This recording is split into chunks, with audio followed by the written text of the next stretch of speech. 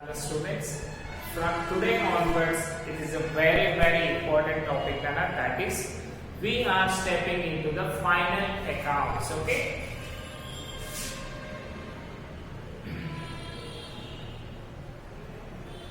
Final accounts of sole trading concern. ఓకేనా. So ఈ రోజు నుంచి మనం ఏం చేస్తాము అంటే final accounts of sole trading concern గురించి డిస్కస్ చేద్దాము. Okay. So it carries 20 marks for you. Already మీకు క్లాసెస్ లో చెప్పాను కదా, ఆఫ్లైన్ క్లాసెస్ లో కూడా డిసైడ్ చేశాను. What is that? మీ స్కోర్ అనేది ఎక్కువ ఉండాలా తక్కువ ఉండాలా? ఓకేనా. టోటల్లీ కూడా ఈ 20 మార్క్స్ ప్రాబ్లం పైన డిపెండ్ అవుతుందా? అలా అని ఇది ఎక్కువ హార్డ్ కూడా ఉండదు. Very easy topic and you can easily understand this problem. ఓకేనా. సో ఇప్పుడు మనం చూడండి అన్న, sole trading concern. Sole trader అంటే ఎవరు అంటే single person, a business man who is doing the business. ఓకేనా. ఒక పర్సన్ బిజినెస్ స్టార్ట్ చేస్తే దాన్ని మనము సోల్ ట్రేడింగ్ ఆర్గనైజేషన్ అని పిలుస్తాం. ఓకేనా. సో ఎవ్రీ బిజినెస్ మ్యాన్, మనం ఏదైనా ఒక వర్క్ చేస్తున్నాం అనుకోండి, దాంట్లో ఏం ఎక్స్పెక్ట్ చేస్తాము? ప్రాఫిట్ ఎక్స్పెక్ట్ చేస్తాము కదా. అందుకనే ఈ ప్రాఫిట్ కోసం మనం ఏమేం చేస్తాం కదా, we are structuring all the data simply into 1 year. That is daily వచ్చేసి జర్నల్స్ రాస్తున్నాము, దాన్ని టేక్ చేసుకొని మంత్లీ లెడ్జర్స్ చేస్తున్నాము. And lastly up to previous classes వరకు కూడా మనం ఏం చేసామన్నా ట్రయల్ బ్యాలెన్స్ చేసాము, whether balancing or not next. నెక్స్ట్ ఇప్పుడు వచ్చేసి final accounts. So with this final accounts మనకి financial position of the business అనేది పర్ఫెక్ట్ గా అర్థమవుతుంది. అంటే మనకి ప్రాఫిట్ వచ్చిందా, లాస్ వచ్చిందా, ఇవి రెండు కూడా ఇందులో డిస్కస్ చేస్తాం కదా. సో ఇప్పుడు ఫైనల్ అకౌంట్స్ కనుక చూసారనుకోండి, సింపుల్ గా చూడండి.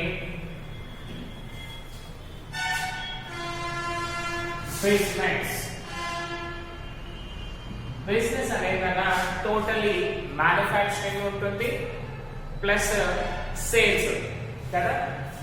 So business is equal to trade plus commerce. So trade plus commerce రెండింటిని కలిపితే మనము బిజినెస్ అని పిలుస్తాం. సో ట్రేడ్ దీంట్లో production process are manufacturing,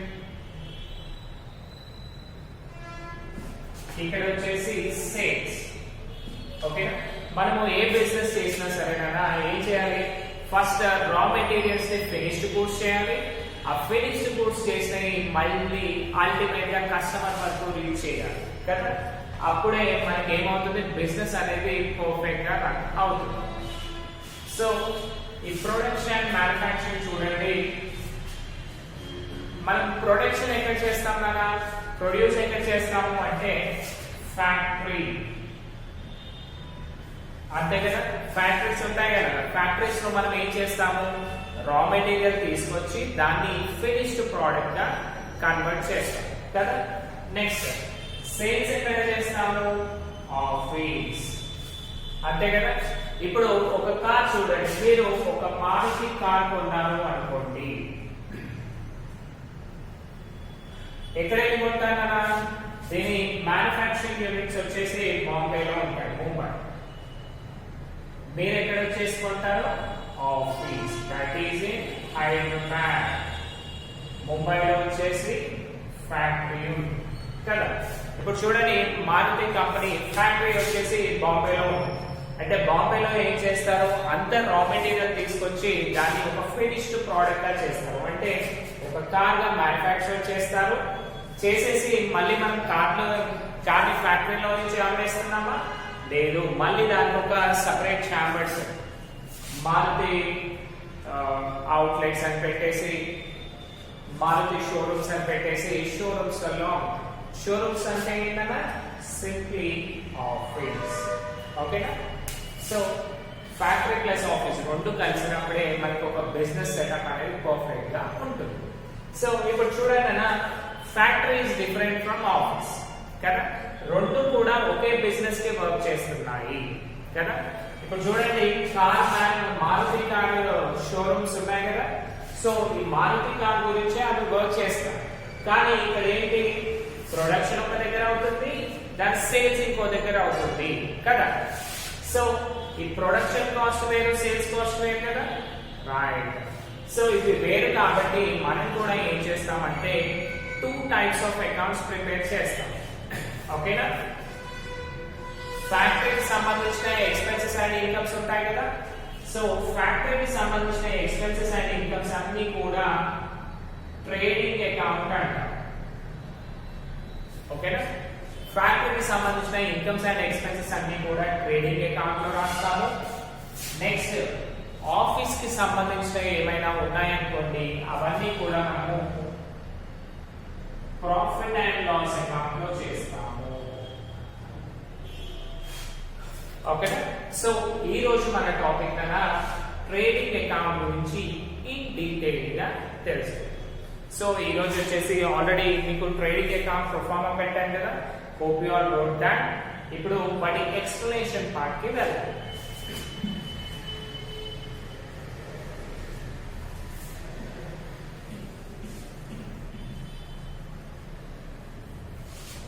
So coming to the trading account na,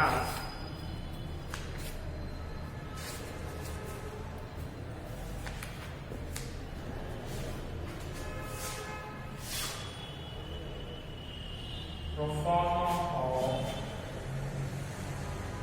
trading account. Simple గా మనకి proforma చూసుకుంటే ఇలా ఉంటుంది, ఆల్రెడీ రాశారు కదా, right. Just this is a proforma. So ఇందులో ఉన్న ఐటమ్స్ అన్ని కూడా ఆల్రెడీ మీకు చెప్పాను కాబట్టి just I will explain all those things. ఓకేనా? ఇక్కడ ఏం రాయను, బట్ మీకు ఎక్స్ప్లెయిన్ చేస్తాను. Particulars, amount, next particulars, amount.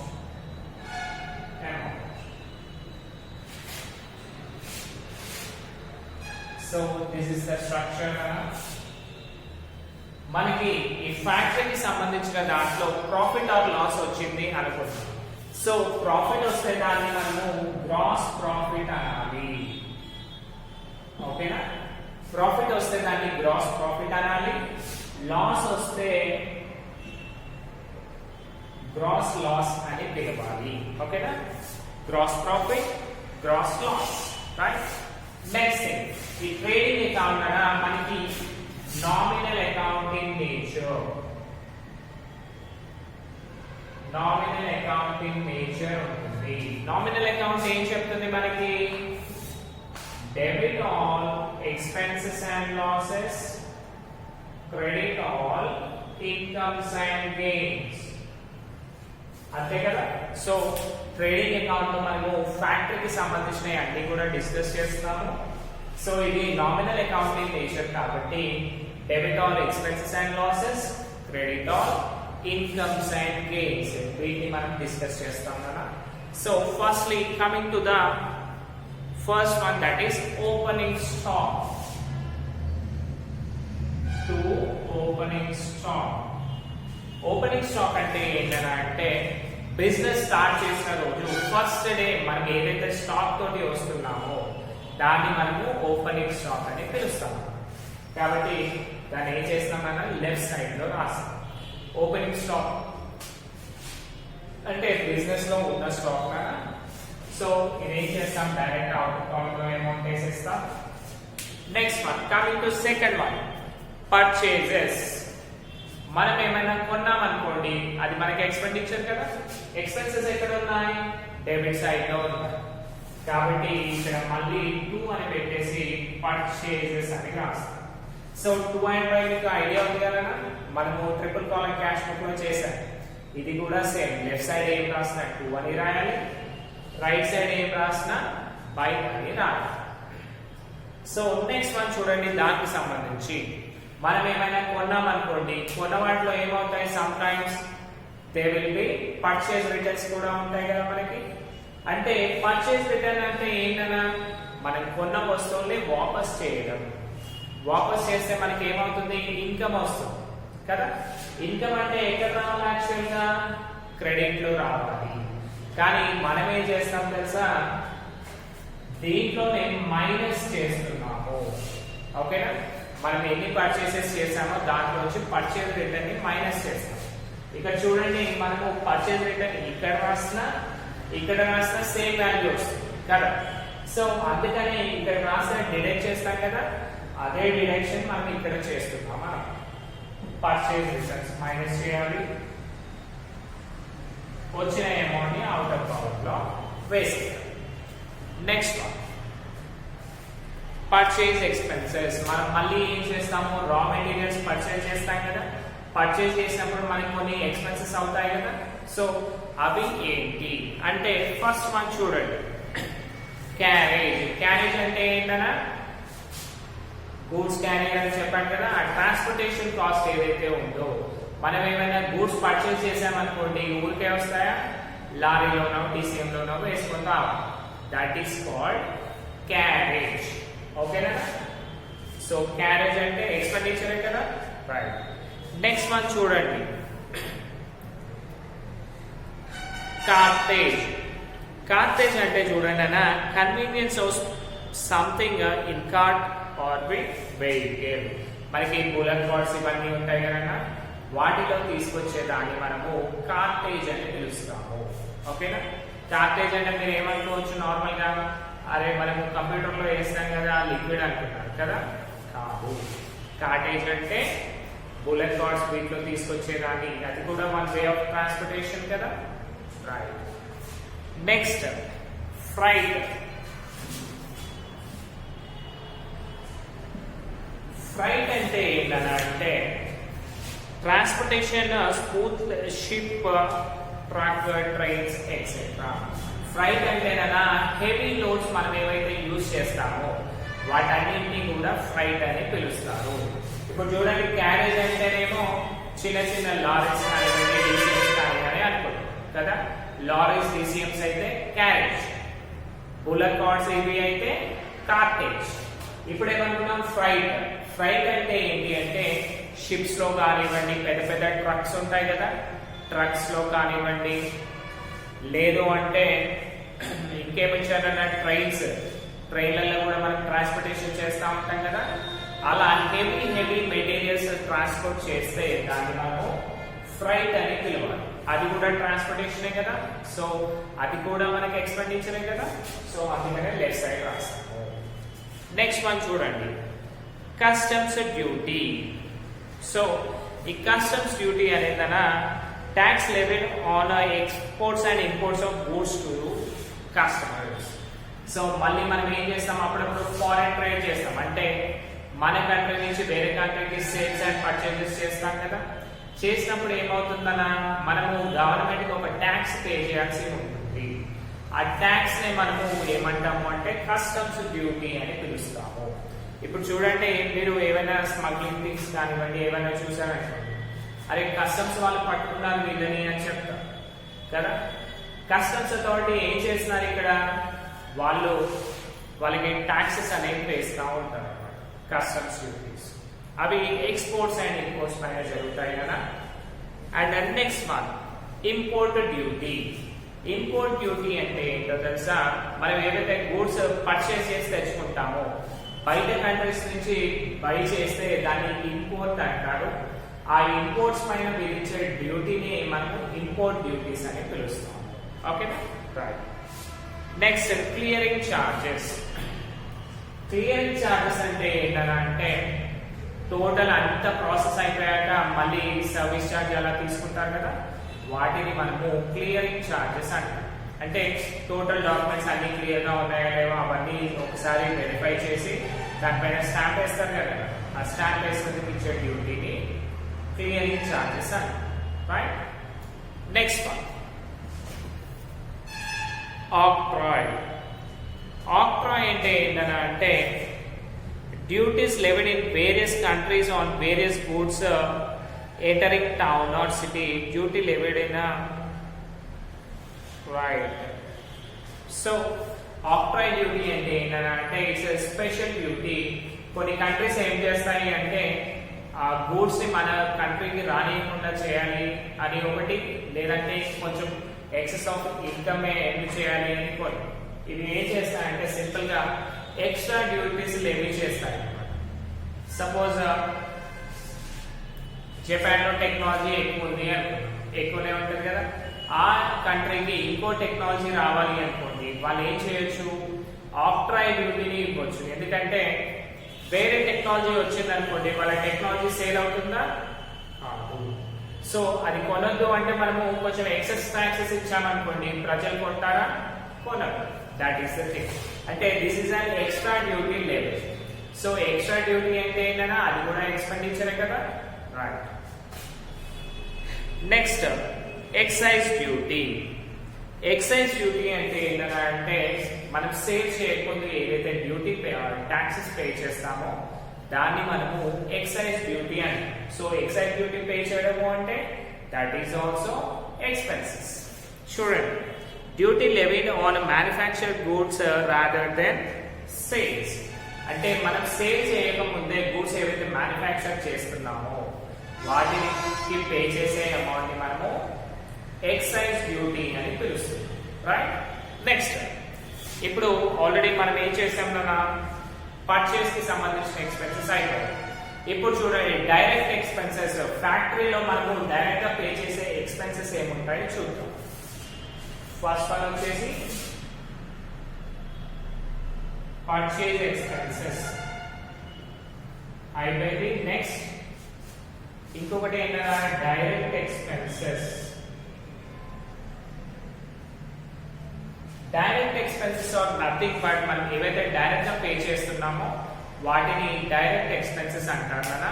So first one చూడండి, వేజెస్. వేజెస్ అంటే ఏంటన్నా లేబరర్స్ కి మనం డబ్బులు పే చేస్తాం కదా, వాటిని మనము వేజెస్ అని పిలుస్తాము. వేజెస్ ఎలా పే చేస్తాము? అకౌంట్ లో వేస్తామా? లేదు, డైరెక్ట్ క్యాష్ కట్ పెట్టి డైలీ 500 800 పే చేస్తాం కదా, that is called wages. Next factory rent. So ఈ ట్రేడింగ్ అకౌంట్ అనేది టోటల్ ఫ్యాక్టరీకి సంబంధించింది. సో ఫ్యాక్టరీ రెంట్ ఉందనుకోండి, ఫ్యాక్టరీకి సంబంధించిందే కదా, అది ఫ్యాక్టరీ ఎక్స్పెండిచరే కదా, కాబట్టి అది కూడా మనం ఎక్స్పెండిచర్ సైడ్ రాస్తాం. Next factory insurance. Factory insurance అంటే ఫ్యాక్టరీ టోటల్ కి దాని సెక్యూరిటీ పర్పస్ ఇన్సూరెన్స్ చేయించాలి కదా, so that is called factory insurance. Next gas and coal. మనము మ్యానుఫ్యాక్చరింగ్ చేస్తాం. మ్యానుఫ్యాక్చరింగ్ చేసినప్పుడు ఏం కావాలన్నా మనకి మంట కావాలి కదా, ఫైర్ కావాలి కదా. ఫైర్ ఎలా వస్తుంది? With the use of gas కానివ్వండి, లేదంటే కోల్, ఇవన్నీ యూజ్ చేసి మనము ఆ ప్రొడక్షన్ ప్రాసెస్ అనేది చేస్తాం కదా. ఆ ప్రొడక్షన్ ప్రాసెస్ కి గ్యాస్ అండ్ కోల్ యూజ్ చేస్తాం కదా, కాబట్టి that is also factory expenses. Next water charges. మళ్ళీ కంపెనీలో ఏంటన్నా మనకి గ్యాస్ అండ్ కోల్ నుంచి ఆ ప్రొడక్షన్ ప్రాసెస్ లో మళ్ళీ ఆ మెటల్స్ అన్నింటినీ కూడా కూల్ చేయడానికి వాటర్ కావాలి కదా, సో వాటర్ చార్జెస్ కూడా ఫ్యాక్టరీకి సంబంధించినవి. Next factory manager salary. Factory total manage చేయడానికి ఒక మేనేజర్ అనేవాడు కావాలి కదా, సో మేనేజర్ కి ఏం చేయాలి, మనము మంత్లీ సాలరీస్ పే చేయాలి. So that is also factory expenses. Next works men salary. Works men అంటే ఆ ఏరియాలో మళ్ళీ కొంతమంది డైలీ చేసే వాళ్ళు ఉంటారు, కొంతమంది ఎంప్లాయీస్ లా ఉంటారు. సో ఆ వర్క్ చేసే వాళ్ళకి ఇచ్చే సాలరీస్ ని వర్క్స్ మెన్ సాలరీ అంటారు. Next oil and fuel. Oil and fuel అంటే కదా, ఇప్పుడు గ్యాస్ కోల్ ఎలాగో ఆయిల్ కూడా సమ్ టైమ్స్ అవసరం అవుతుంది కదా, పెట్రోల్ కానివ్వండి, డీజిల్ కానివ్వండి, ఆల్ దీస్ థింగ్స్ అవన్నీ మనము ఫ్యాక్టరీకి సంబంధించి. Next manufacturing expenses. ఇవన్నీ కాకుండా అవి ప్రొడక్షన్ చేసేటప్పుడు మళ్ళీ కొన్ని ఎక్స్పెన్సెస్ అయ్యే ఛాన్స్ ఉంటుంది కదా మ్యానుఫ్యాక్చరింగ్ లో, సో అవన్నిటిని సింపుల్ గా మ్యానుఫ్యాక్చరింగ్ ఎక్స్పెన్సెస్ అని రాస్తాము. Next heating and lighting. ఇప్పుడు అనుకుందాం మెటల్స్ ని హీట్ చేయడము, మళ్ళీ వాటన్నిటికి లైటింగ్ అవన్నీ కూడా కావాలి కదా. లైటింగ్ అంటే సింపుల్గా వెళ్తురు ఉండడానికి లైట్స్ కావాలి కదా, అవన్నీ కూడా హీటింగ్ అండ్ లైటింగ్ అని అర్థము. సో ఇక్కడికి మనకి ఏమైంది, ఎక్స్పెన్సెస్ అన్ని కూడా అయిపోయాయి. నా coming to the incomes. Incomes లో ఏమేమి ఉన్నాయి, సేల్స్. సేల్స్ అంటే ఏంటి, మనం గూడ్స్ ని అమ్మేస్తే వాటిని సేల్ అంటే, సేల్ చేస్తే మనకి ఇన్కమ్ వస్తుంది కదా. ఇన్కమ్ ఎక్కడ ఉంది, క్రెడిట్ సైడ్. సో ఇక్కడ సింపుల్ గా మనం ఏం చేస్తాము, బై సేల్స్ అని రాసుకుంటాము. సో సేల్ చేసినప్పుడు మళ్ళీ ఏం కావచ్చు మనకి, సేల్ చేసిన గూడ్స్ కొన్ని వాపస్ రావచ్చు కదా, అంటే సేల్స్ రిటర్న్ కదా. సేల్ చేసే రిటర్న్ వస్తే మనకి ఏమవుతుంది, లాస్ అవుతుంది. కానీ ఆ లాస్ ని మనం ఏం చేస్తున్నాం కదా, డెబిట్ లో రాయకుండా డైరెక్ట్ దీంట్లో వచ్చే మైనస్ చేస్తున్నాము. ఇప్పుడు చూడండి, పర్చేస్ ఎలా మైనస్ చేసాము, అలాగే సేల్ కూడా మైనస్ చేస్తాము. Minus sales returns. సో ఇప్పుడు వచ్చిన ఏమంటే మనకి సేల్స్ లో పడిపోతుంది. నెక్స్ట్ లాస్ట్ వన్ వచ్చేసి closing stock. So business open చేసినప్పుడు ఉండేది ఓపెనింగ్ స్టాక్, క్లోజ్ చేసేటప్పుడు ఉండేది క్లోజింగ్ స్టాక్. కాబట్టి టోటల్ బిజినెస్ అయిపోయాక కదా, కాబట్టి క్లోజింగ్ స్టాక్ మనం ఏం చేయాలి, క్రెడిట్ సైడ్ రాయాలి. ఓకేనా. సో ఇదంతా అయిపోయాక కదా, మళ్ళీ మనకి బండ గుర్తు ఏముంది కదా, always debit equals to credit కావాలి అని ఉంది కదా. So we go with that principle. మళ్ళీ ఏం చేయాలన్నా, leaving one line on both sides, draw equal lines. ఓకేనా, రెండిట్లో ఈక్వల్ లైన్స్ డ్రా చేయండి. Triple X triple X normal గా వాల్యూస్ వస్తాయి కదా, బట్ ప్రెసెంట్ గా మనకు ఓన్లీ ప్రొఫార్మా కాబట్టి ట్రిపుల్ ఎక్స్ రాసాము. సో ఇక్కడ సింపుల్ గా చూడండి కదా, ఇది ఇన్కమ్, ఇది ఎక్స్పెండిచర్ కదా. ఇన్కమ్ ఎక్కువ ఉంది అనుకోండి, తక్కువ ఎక్కడ అవుతుంది, డెబిట్ సైడ్ లో తక్కువ అవుతుంది. అంటే ఇప్పుడు మనకి డబ్బులు ఎక్కువ వచ్చాయి అనుకోండి, ప్రాఫిట్ ఆ లాస్, అది ప్రాఫిట్ కదా, రైట్. సో ప్రాఫిట్ కాబట్టి ఇక్కడ ఏం చేస్తాము, టు గ్రాస్ ప్రాఫిట్ అని రాసుకుంటాము. ఓకేనా, అర్థమైంది కదా. ఇన్కమ్ ఎక్కువ ఉంది, డబ్బులు ఎక్కువ వచ్చాయి, ఖర్చులు మాత్రం తక్కువ అయ్యాయి, అంటే ఆ బ్యాలెన్స్ ఏమవుతుంది, ప్రాఫిట్ అవుతుంది. సో ఆ ప్రాఫిట్ ని ఇక్కడ రాసేస్తాము. నెక్స్ట్ ఇంకొక సిచ్యువేషన్, నార్మల్ గా మీకు గ్రాస్ ప్రాఫిట్ కానీ గ్రాస్ లాస్ కానీ వస్తుంది కదా, బట్ మీకు టూ సిచ్యువేషన్స్ చెప్పాలి కాబట్టి ఇది చెప్పండి. ఇక్కడ ఎక్స్పెండిచర్ ఎక్కువైంది, ఇన్కమ్ తక్కువైంది, అంటే మనకి ఖర్చులు పెరిగినాయి, ఇన్కమ్ తక్కువైంది, అప్పుడు మనకు వచ్చేది ఏంటి, లాస్. కాబట్టి ఏమనుకోవాలి దాన్ని, బై గ్రాస్ లాస్. ఎంతనా, ట్రిపుల్ ఎక్స్. అక్కడ ఎంత అమౌంట్ ఉంటే అంత అమౌంట్ వేసుకోవాలి. ఆల్రెడీ మళ్ళీ అనుకున్నాం కదా. సో ఫస్ట్ ఏముంటుంది, ట్రేడింగ్ అకౌంట్ ఉంటుంది, ఆ తర్వాత ప్రాఫిట్ అండ్ లాస్ అకౌంట్ ఉంటుంది అని అనుకున్నాం కదా. సో మనం ఏం చేయాలి అంటే, ఇప్పుడు వచ్చిన వాల్యూ ఏదైతే ఉందో దాన్ని next profit and loss account కి ట్రాన్స్ఫర్ చేయాలి. ఓకేనా. సో బ్రాకెట్ లో ఏం చేస్తారు మీరు, transfer to profit and loss account అని రాయాలి. ఆల్రెడీ రాసేసారు కదా, రైట్. ఇది కూడా గ్రాస్ లాస్ వచ్చినాయి కానీ transfer to profit and loss account. Okay, transfer to, write neatly,